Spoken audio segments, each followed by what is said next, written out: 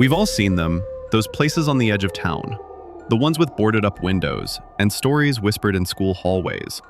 We tell ourselves the stories are just that, stories, legends to keep kids away from dangerous structures. My name is Mark, and I used to believe that. I was an urban explorer. My friend Leo and we'd map out forgotten places, document their decay, feel the thrill of stepping where time stood still. We were seekers of history, or so we told ourselves. We were never afraid. Until the night we decided to break into the old Ravenswood Sanatorium. Ravenswood was the crown jewel of local horror lore. Opened in the 1920s, shut down in the 70s amid rumors of terrible treatments and patient abuse. The official story was asbestos, but nobody believed that. The stories, well, they said the doctors weren't just treating patients. They were trying to create something, a new form of human consciousness. The experiments, they said, left echoes, imprints on the very brick and mortar. Leo was obsessed. He'd found a floor plan online. Dude, look at this. The records room is in the west wing. Can you imagine what we might find? Patient files, doctor's notes. This is real history. I was hesitant. There's a difference between exploring an old factory and a place like Ravenswood. The energy is different. But Leo was persuasive. So, on a cold October night, we went. The place was even more imposing in person. A monstrous silhouette against a moonless sky. It looked less like a building and more like a gargoyle hunched over the earth. We found a broken window in the rear, squeezed through, and were swallowed by the darkness. The air inside was thick. It smelled of dust, rot, and something else. Something metallic, like old coins.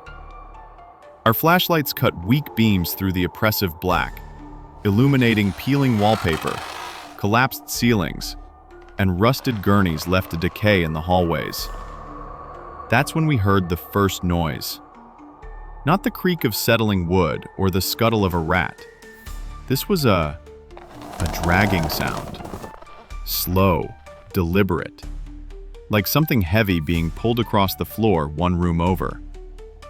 We froze. Our beams shot toward the doorway. Did you hear that? It's just the wind. Come on. The records room is down this hall. We pressed on, but the feeling of being watched was immediate and intense. It was a physical pressure on the back of my neck. Then came the whispers. Not words, just sibilant hisses. They seemed to come from the walls themselves, fading the moment you turned your head to listen. We found the records room. The door was hanging off its hinges. Inside, it was a tornado of paper, files strewn everywhere. And in the center of the room, sitting perfectly upright on a lone chair, was a single, pristine patient file. Leo, against my silent protests, walked over and picked it up. Subject, Gamma 7. Procedure, auditory and sensory amplification. Notes, the subject reports hearing the whispers in the stone. It claims the building is awake. Final entry. The subject is no longer responsive. It just smiles and points. As he read the last word, a door slammed shut somewhere deep in the building. Boom. The sound echoed like a gunshot through the hollow halls. That was the turning point. The thrill was gone, replaced by pure, primal fear. Leo, we have to go. Now, we ran. Our flashlights bounced wildly, creating nightmare carousels of light and shadow. The whispers grew louder, more insistent, now forming a single, repeating phrase that seemed to come from every direction at once. We weren't alone in the dark. Figures began to appear at the end of hallways, just at the edge of our light. Tall, emaciated shadows that didn't move like people.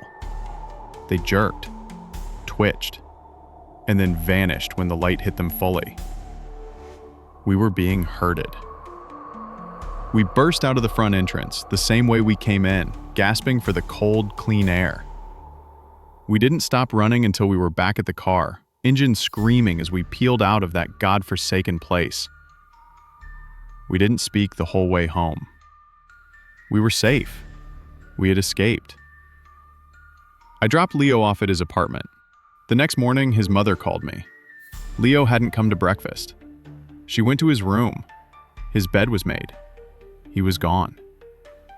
But on his pillow, there was a single, neatly folded piece of paper. I went over there. His mom showed it to me. It was a patient intake form from Ravenswood Sanatorium. The name field was blank, but in the space for date of admission was yesterday's date. And in the box labeled Subject ID were two neatly typed letters. L.O. The police found nothing. They think he just ran away. They don't listen to me when I try to tell them about Ravenswood. I haven't been back. I can't. But sometimes, late at night, my phone will ring. It's always a blocked number. And when I answer, there's never a voice. Just a sound. A low, wet, dragging sound.